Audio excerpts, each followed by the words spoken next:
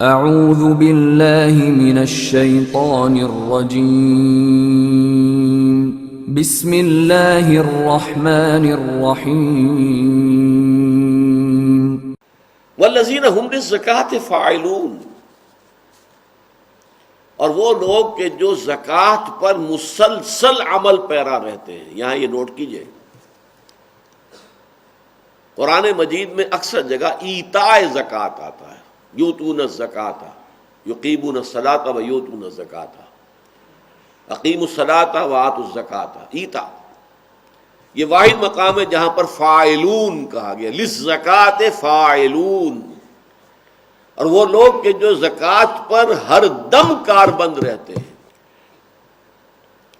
یہ چونکہ مکی صورت ہے، مکی صورت میں زکوٰۃ کا وہ نظام جو مدینے میں جا کر قائم ہوا وہ تھا ہی نہیں ابھی، نہ کوئی نصاب کا تعین تھا، نہ مقدار کا تعین تھا، کتنی زکوٰۃ ادا کرنی ہے، کتنا سونا ہو تو زکوٰۃ واجب ہوگی، کتنی چاندی ہو تو زکوٰۃ واجب، کچھ ذکر ہی نہیں۔ لہذا زکوٰۃ ایک معین عبادت کے طور پر مکے میں فرض نہیں ہوئی، بلکہ یہ تو جا کر مدینے میں فرض ہوئی۔ البتہ زکوٰۃ کا مفہوم کیا ہے؟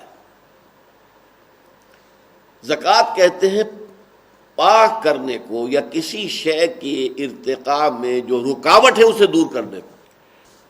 اس کا ایگزیکٹ سینس سمجھ لیجئے، ایک باغبان ہے، اس نے باغیچہ لگایا ہے، کچھ پھل والے درخت ہیں یا پودے ہیں اور کچھ پھول والے ہیں، یہ تو اس نے خود لگائے ہیں، چاہتا ہے، مطلوب ہے۔ کچھ وہاں پر گھاس اور جھاڑ جھنکاڑ خود اگا جاتا ہے، خود رہو۔ وہ باغبان آتا ہے، کھرپا ہاتھ میں لیتا ہے، اس خودرو گھاس آس پاس کے پودوں کو وہ کاٹتا ہے، پھینک دیتا ہے۔ کیوں؟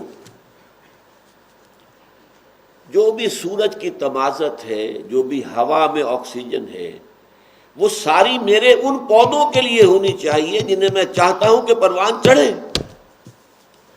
یہ گھاس اور یہ جو جھاڑ جھکاڑ ہے، یہ اس میں سے حصہ وصول کر رہا ہے، گویا کہ اس کی ترقی کے راستے میں رکاوٹ ہے۔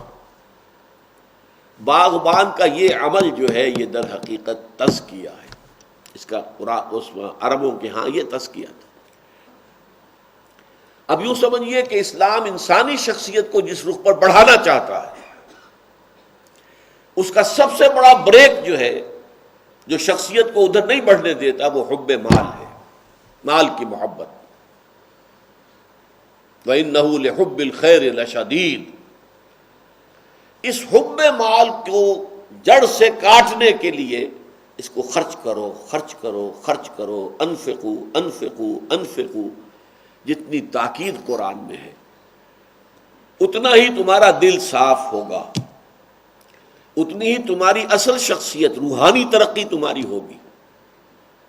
اس لیے یہاں پر زکوٰۃ کا لفظ جو آیا ہے وہ اپنے لغوی مفہوم میں مسلسل خرچ کرنا،